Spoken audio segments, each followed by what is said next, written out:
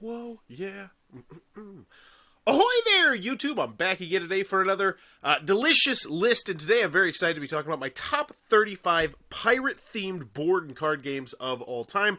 So, how I compiled this list was I went to boardgamegeek.com, the only board game website that honestly really matters to me, to be quite frank, and I sorted by pirate games, and it was just pirate games, and there's thousands of pirate games, and I marked every single pirate game that I had played, and that only amounted to 35 of them, surprisingly. So now I'm going to rank every single pirate game that I've ever played, from the great to the good, the forgettable good, to the meh, to the forgettable bad, to the bad, which I only reserve for games that are really bad, and I specifically remember why they're really bad.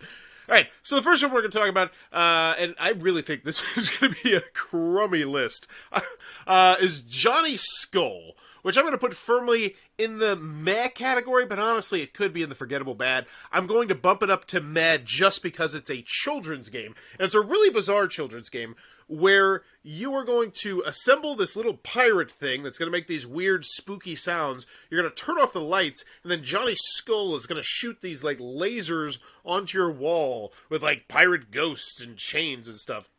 And your kid is, or you, I mean, you could play it if you wanted to, is going to have this weird little, like, it's a laser pointer, but you don't actually get to see the laser. It's just like, pew, pew, and if you shoot it at certain angles, it goes, and there's weird rules, and it's a solo game, and it's not good. But, you know what? I just gotta go to the bad. I think it's a bad game. You know, because here's the bottom line. I played this myself. I was underwhelmed. I played it with my 8-year-old. He was underwhelmed. And then here's the real killer. I played it with my 4-year-old, and my 4-year-old was like, no, I'm good without this. So Johnny Skull, definitely a dud, which is unfortunate. Alright, next we got Bermuda Pirates. So this is a really interesting one where, from Foxmind, it came out, I believe, last year, where you're pushing around these little pirate ships. And as you go around, you're going to collect these little tiny gems and put them into the back of your pirate ship, which, once again, you're pushing around with your finger. But in the actual board are going to be these magnets. And if your ship hits the magnet, then pooh, the gems all go flying. And it's a good game. I mean, it's a good, fun, family-weight game. I don't know if it's great. No, I gotta save the great. I gotta save the great for other things. But it's a very good family-weight game. It's fun, it's easy to learn, easy to teach. And now we're going to talk about something that's not easy to learn and not easy to teach, and that is Oath of the Brotherhood. And oh my gosh.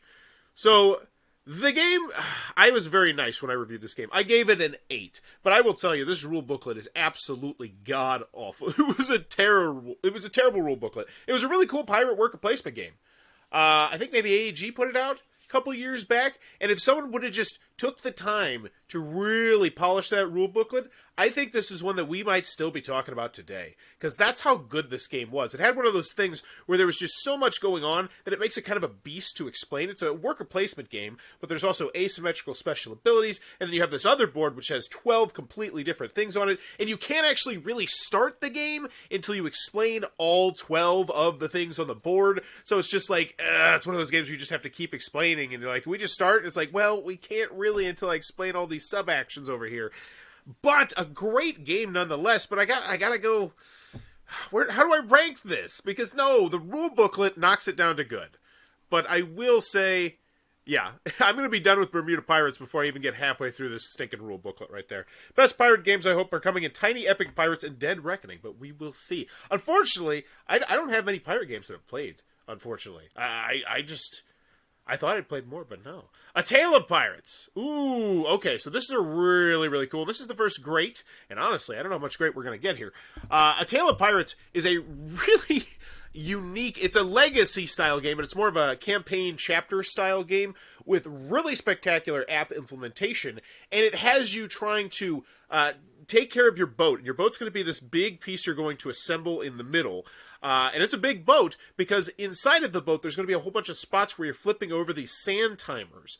And it's a real-time sand timer flipping game with, like, I think 10 different stories you go through. And it's a great experience. And it's one that I really am surprised kind of flew under the radar for how unique and different it was.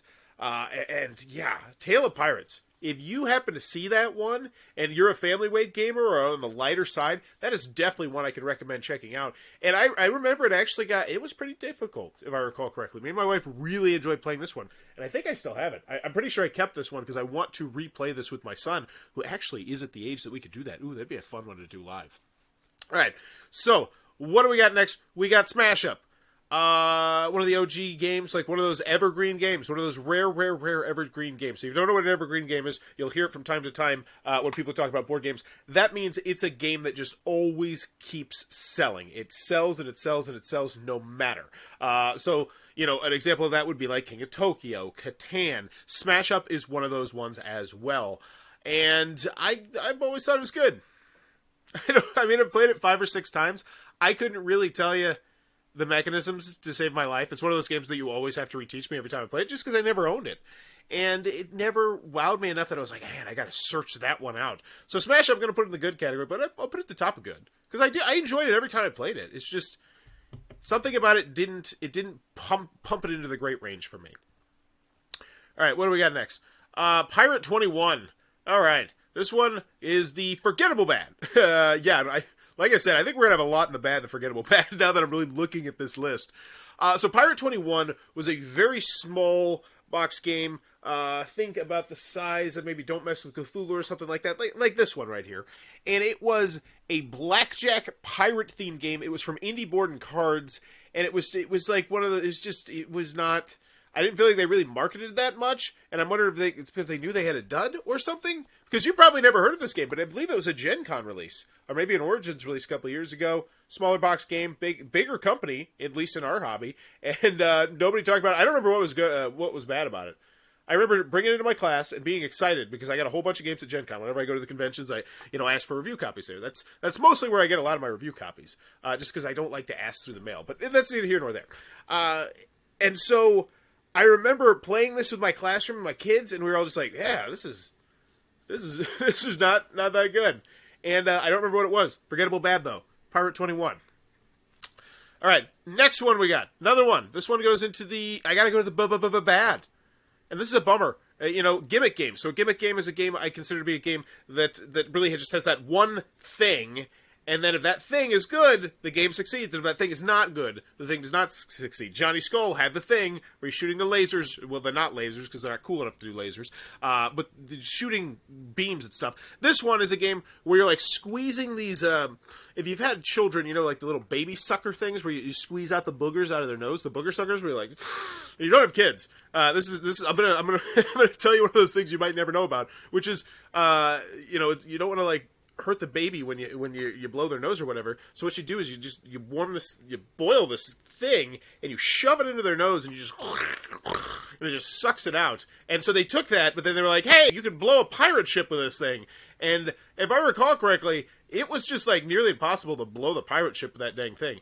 And this one says it was awarded the Spiel des Jahres nominee. So I'm wondering if I grabbed the wrong pirate game and the wrong German pirate game. But this one had baby sucker things, and you were trying to blow around these pirate ships, and it was terrible. It didn't work. And so when I brought it into my classroom, like, I was frustrated. I was like, oh, this thing is so stupid, it doesn't work. So imagine how a bunch of 5-year-olds felt about it.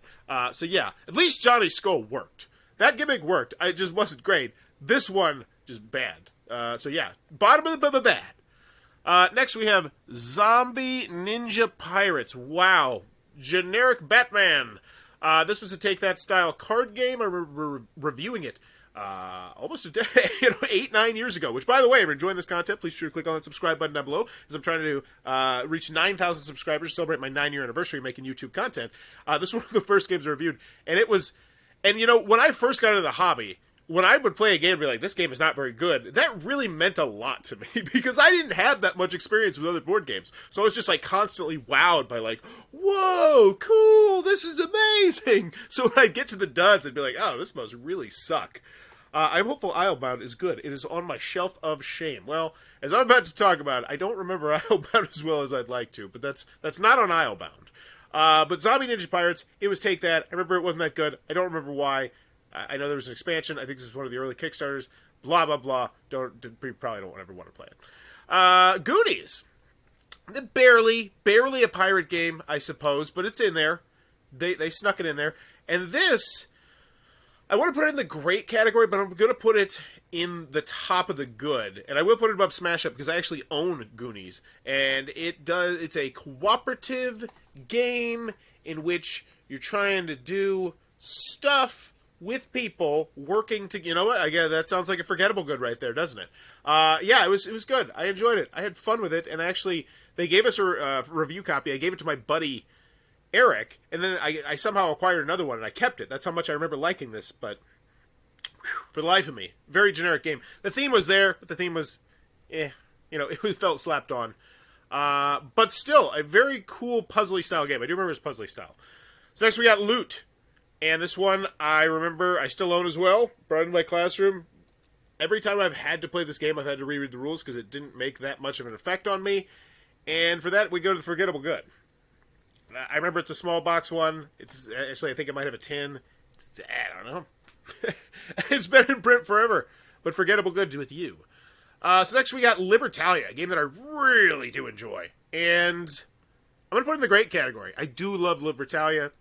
So this is a game where every game is going to be different because you're going to get different cards each time. And the order you choose to use those cards makes a big impact. So I think you get like 6 or 9 cards, and then you play 3 of them or something like that. But what ends up happening is it becomes like, how long can I... Because you can hold on to cards from round to round to round. So you know every single card that everyone has, and then it becomes like, oh wait, have they played this one yet? Oh, so only 2 people have this card left, so this might be the time that I want to sneak in and play this card. But it worked thematically as well. I remember there was tons of different cards. I think there's an expansion with it too. Really enjoyable game. Libertalia, a great game. One that I'd love to own one day. I can't wait till they get like a big box of that with every single thing in it, if there is things in it. So next we have Villainous. So Villainous is one of those games that every single time I play it, I feel like I'm having the least fun at the table. Now, that being said, I still kind of enjoy Villainous. I think it's pretty good. You know what? I saw there was a rules video on this one when I was actually doing some research for this, so that one is going to stay above Villainous. But Villainous, Van, yeah, hopefully your game will be up at the top of this one day. Sea Rovers is another pirate game coming out from Van, who happens to be in the chat, so check that one out. Looks really historically themed. Very, very cool. So, next we have Mint Tin Pirates. I remember doing a gameplay of this with my buddy Flanny, and I think I got 3 Mint Tin games at one time, and this was the best of the 3, if I recall correctly. I think there's Mint Tin Aliens, Mint Tin Pirates, and then maybe Mint Tin Apocalypse, and I like this one the best. And I don't remember a dang thing about it, but I would rather... Yeah, I remember it was short, and I know I still own it, so right there, top of the forgettable good. You've earned that spot, Mint Tin Pirates. Skull King! Okay. This one actually is going in the great category. I'm going to put it at the bottom of the great. This is a really cool trick-taking game from Dr. Finn's game. No, it's not Dr. Finn's. It's from this company that has like some of the biggest selling Amazon card games. Like they make tons and tons and tons of sales on Amazon. Like they're really highly ranked. Grandpa Finn. I think it's Grandpa Finn maybe or something like that. But this one is a real... And I think this is the best. I played like 3 or 4 of them. This is without a doubt my favorite. This is a spectacular trick-taking game. They pretty much just rethemed it from another game. And so the theme is like, it's neither here nor there. It's a trick-taking game. It's hard to nail the theme with the trick-taking game technically, most of the time. But it's a really great trick-taking game. I remember playing this with my class, really loving it. I remember playing it with adults on Thanksgiving at one time and really loving this. I played it a couple games tonight. It went over very well. Skull King is a great trick-taking game. Cheap, too. I think it's like $10. Check that one out if you're in the market. You can click on the Amazon associate link down below and buy it, and I'll get like 4 cents. Get Bit. Speaking of the great, always give respect to Get Bit. I've played this game so many times. This is one of the first games I got when I got into the hobby. And I have played this with quite literally hundreds upon hundreds upon hundreds of kids. And they've all just absolutely loved it. And I played with tons of adults as well. And for that, I mean, I got to go to the top of the great, right? I got to give that respect. I still own it. I will play this game until I'm 85 years old. Get Bit. This is simple. And the thing that I love about Get Bit, because I do want to floss a little bit, that's not the right word, about why I love Get Bit. And it has one of the rarest things in games, but I absolutely adore it. I wish it had its own separate category, is that you can play this game with quite literally anybody. They don't even have to understand the rules. I can play this with my 3-year-old. When I had my 3-year-old, I used to play this with some 2-year-olds. It's just like, all you have to do is pick a card. Because what happens is, it's just numbers on these cards, and then you put those into order, and the person in the back gets bit. But ties, there's shenanigans that happen. But literally anybody can play this. You don't even have to know what you... and it can just be, like, fun. Like, oh, pick this card and see what happens. Like, oh, yeah, I didn't get bit. And it's just... I love that. All right, what do we got next? Battleship Command. This is my favorite version of Battleship ever, and it's good. It's good. It is... Yeah, I'll put that right there. So this one, if I recall correctly, I'm going to see if I can zoom in a little bit. Yeah, so this one has multiple boards, I think. Yep, forgettable good. To the top of forgettable good with you. Yeah, I remember it's awesome. Go watch my review. It's really good. And I remember saying, wow, I wish they would do more with this. I wish there was like an expansion to this. But I don't remember what they did good. I gave that away to someone in my class who absolutely loved it. All right, what do we got next? We got Skull Pirate. Is that what it's called? Skull Point. This is one of them ones that I got in Essen, and I remember playing it and being like, wasn't for me. I didn't think it was that good. And then I never got it played again, so it sits somewhere around me on my shelf of shame. But yeah, I want to make sure I get the name of that. At least give you the name of it. Because sometimes it's hard to see those stinking things. Where is it? Where is it? Where is it? Oh my gosh. All right, well, you don't get the name of it. Can't find it. It's meh, though. If you ever find this again, what is it? Skull Point. That's it. I don't remember anything about the game at all. Likewise, I'm just going to lump Ghost Pirates up there as well. This is one of the first games I got when I got into the hobby as well. I'll put this ahead of Skull Point because this one I remember being shorter, like a 2-player pirate game. I can see it right now because I will never get rid of a game without making content for it. That's my promise that I made myself. Stupid promise, I know. But I remember playing it once, and this was when I was first in the hobby. And I was like, I didn't like it that much. And never revisited it, ever. Well, one day. This is another trick-taking game. Oh, I do need to find the name of this one, because this is from Mind's Eye Games. It is a company that always has a spot at Gen Con, and they make some odd games and very unique packaging. I'm pretty sure the guy's like a dentist or something, and this is just like a side passion project. But this is without a doubt their best game. And this one I do actually want to... Yeah, Pirates of Gold Cove. This is a really great trick-taking game. And, nope, it's not a great trick-taking game. It's a forgettable good trick-taking game. Because I need to be honest with myself, I don't remember a damn thing about it. I can tell you a lot about Skull King. I can't tell you anything about this thing. That's all you need to know right there. But I do remember having very strong positive feelings for that. But then again, I also have played quite literally thousands of board games because, it's just the nature of the hobby, the content creation. And so, like, a lot of the games, like, you really have to have a strong effect. Like this one right here. Dead Men Tell No Tales. This is a great... Is it a great? Yeah, it's a great. It's a great cooperative game where you are pirates. So pretty much just imagine a piratey cooperative game. You're moving around the board, trying to put out fires and do other piratey stuff. And we're going, oh no, I don't remember that much about it. So that means forgettable good. Got to be honest. And I remember there was an expansion for this. I don't know if it ever came out because it was coming from Minion Games. And James Math died. And so I don't know if the expansion for this ever came out. But I was going to do the Kickstarter for it, and he never got back to me about it. But I remember really enjoying this game. And I remember being really, really freaking hard, which I love in my cooperative games. But no. So we got to go forgettable good. Even though, honestly, I remembered enough about that to go good. I think I remembered enough about that to go good. It's just I can't put in the great. Walk the Plank, I can put in the great. This is another one, and there's 3 games in the Get Bit Pirate series. Get Bit, Walk the Plank, and Hold Your Breath. I've never actually played Hold Your Breath, but I love Get Bit. And I think Walk the Plank is a very good game. Very good. I can't go great. It's just a game where you play it on cards, and you're trying to shove other people off the plank, and you have these cool little pirate people, and they go off the plank, and it's close to being in the forgettable good, but not quite. I still own this one as well. It's a really light 20 to 30 minute game. Really enjoy it. Ology. So this one I got at a thrift shop, I believe, for 50 cents. And I think I got Wizardology at the same time. And I think there's a couple more in the Ology series.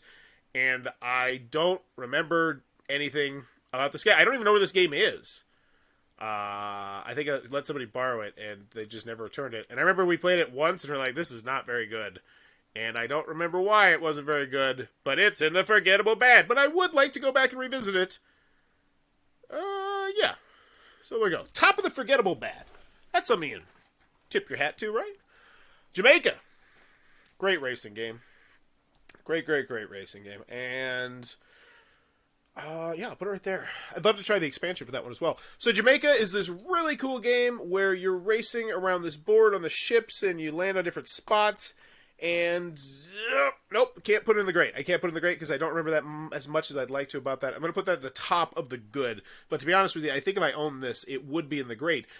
But I don't ever want to put something in the great if I can't like tell you vividly about the game because I just don't think that's fair.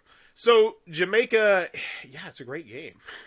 It's very good, but I don't remember as much as I'd like to about it. But I played it like 5 or 6 times as well. It makes me think, like, what? I don't know. Dead Man's Draw. This one is great. This is one of my favorite press your luck style games where essentially you're just flipping over cards and you're trying to get the different symbols. And this one's from Mayday Games, and they changed the name for whatever reason. It's odd. Mayday Games always does some odd stuff. But it's just a great press your luck game. And I remember I was on vacation, I think, with a buddy of mine, and we played this a whole bunch. Like, we played the snot out of this for a while. And yeah, great game. Dead Man's Draw. I'm going to put it right there, actually. So much I like that one. All right, what do we got next? Friday. So this one's hard for me. Is this a great game or is this a very good game? I think so. Friday's a game that I come back and I revisit like once or twice a year. Like I'll just randomly get it off the shelf when I have like 30 minutes and I'm by myself in the basement. I'm like, I just want to kind of veg out, and I'll just quickly get back in my brain how to play Friday again, and I was playing. And you know what? I feel like that deserves a great spot. You know, the fact that I've had this game for like 5, 6, 7 years and I just keep coming back to it, despite the fact, you know, it doesn't have that much in it, but it's really freaking hard, and it's about you being on the it's a solo game, stranded on the desert island with Robinson Crusoe, and and the decisions you make will kind of impact the cards, and they'll have long-term effects. You can definitely feel like this was like some of the ideas that were taken straight from this and put into Robinson Crusoe from Portal Games. And I say that in a good way, you know. I'm not saying that in a negative way at all. And I really like that game a lot. Friday's a great game. Great little solo game. If you're in the market for a solo game, that is one that I highly recommend. But it's so stinking hard. Like, you get to the pirates at the end, and you're like, what? How the hell am I supposed to beat these pirates? Like, I'm already nearly... Yeah, it's stupid hard. Or maybe I just suck. Could be that. Could definitely be that. Pirate Flux. So, if you like Flux and you like pirates, which, you know, then this is a good. I mean, that's pretty much all I have to say about it. And, you know, I do like a good Flux. Because, yeah, Flux is, it's going to take me. I'm going to be done with that game of Flux before I get to that. So if you've never played Flux, if you still have not played Flux, well, I would say recommend checking it out, because it's just a really unique game to see how it doesn't completely break itself. Essentially, it's a game where you're going to play cards and they drastically change the rules of the game. You're just going to be constantly changing the rules of the game and changing, like, your hand size. And it's a really fun experience. And it's one that I like to revisit every few years. I still have one copy of Flux. I used to have a whole bunch that I collected because there's like 40 different versions of it. But it's still a fun little experience, and I think it's a good game. I think it deserves its credit. Dozen Doubloons, another little solo game. I remember enjoying it. I know there was a mobile app. It kind of came out of nowhere. Like, I didn't feel like the game was as popular as they were hoping. It was not very popular, I don't think. And then they made no mobile app on it. And I was like, really? Like, there's a lot of investment you're putting into this, and I just don't see it paying out. But it was a good little solo game. Had cool components, came in a cool bag, and I don't remember anything about it. Wait, I think it had like a solitaire-esque vibe where it like literally felt kind of solitary. And I do like solitary games. Yeah, I think that's about where it was. All right, here we go. Cannon Buster. This one was from, I believe, Happy Bow Bob Games, I want to say. And it was a gimmick game. There was a gimmick there. It had wood components. And everything, it's okay. And okay just won't do it anymore. So this is slap dab in the top of the meh. I don't remember what it was about Cannon Buster, but it didn't wow me. And that really does drive me nuts that I can't even remember what like the special thing was with this game. Port Royale, I do remember, and I still own it. This is a disappointing one. So I'm gonna put this at the top of the good. This is a game that is the top of the forgettable good. This is a game that came out in Europe, and they had a whole bunch of expansions, and it's a really good game. And then Steve Jackson Games, I think, did it a couple of years ago, and it wasn't as popular as they wanted, and I don't think they released the expansions, which would have made the game just even so much better. And like I said, it's very forgettable good. Very forgettable good game, Port Royale. I'm excited to go back and revisit this one. I think it was Press Your Luck, maybe? That sounds right. Man, I need to get that one back to the table. Apparently pirate games are not really my jam. Alright, so what do we got next? This is Rum. It looks like it's a big game, but it's actually like in the pack-a-game series that were like this small. They fit in like a pack of gum pretty much. And it was meh. I remember playing it, and it had different bottles of rum, and I was like, okay, this is okay. And, yeah, we'll put it right there. I would like to go revisit Cannon Buster better, though. Francis Drake is a really...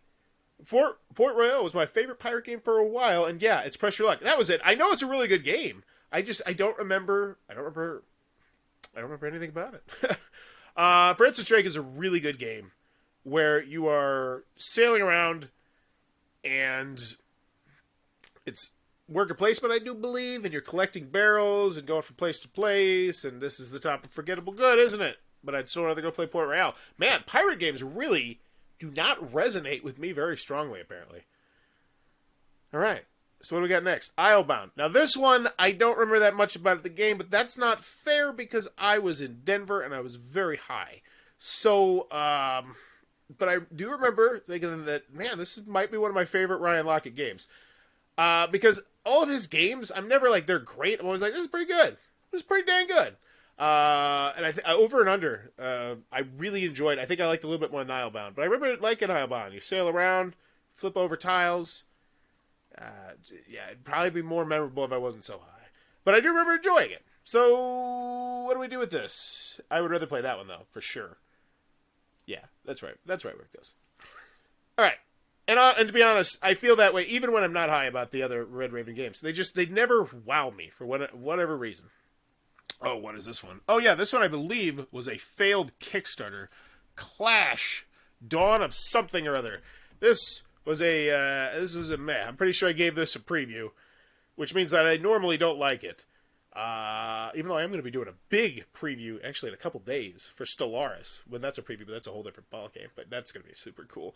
But Clash was not super cool, and I don't remember anything about it. Remember the art was pretty. It was like one of those games where I got... Because I used to do Kickstarter videos for free, and I still do a lot of them for free, only for like companies that I know and I've worked with before. But this one, I remember like getting it. I was just like, oh my god, this game would not have gotten made if it wasn't for this artwork, and it wasn't very good. And I would rather revisit it than all these other games. All right, what do we got? Pirates Flag. This one is a good game, where you're racing around a board as pirates. And I remember the gimmick. Yeah, it's starting to come. It's like Gloria Estefan is all coming back to me now. You put pirate flags inside of your pirate ships, and that would like dictate how you could move. And I remember this was a pretty stinking cool game. I think I gave it away to one of the kids in my class who really, really loved it, if I recall correctly. But still, I remember this is a good game. I don't think it was as good as Bermuda Pirates, though. Because I think I still own...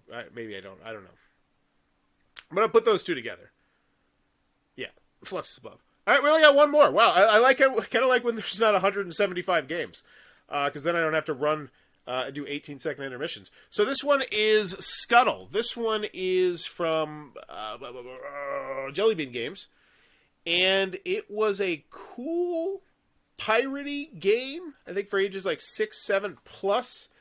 where it was, you would lay down cards either face up and you would get like their special abilities, or face down and you'd get their points, if I recall correctly. And it had some really cool special abilities. And there were some expansions. One was good, one was not good. I remember one was like bad. And I was like, oh no, I'm never playing with this ever again. So I feel like that's enough to put into the good category instead of the forgettable good.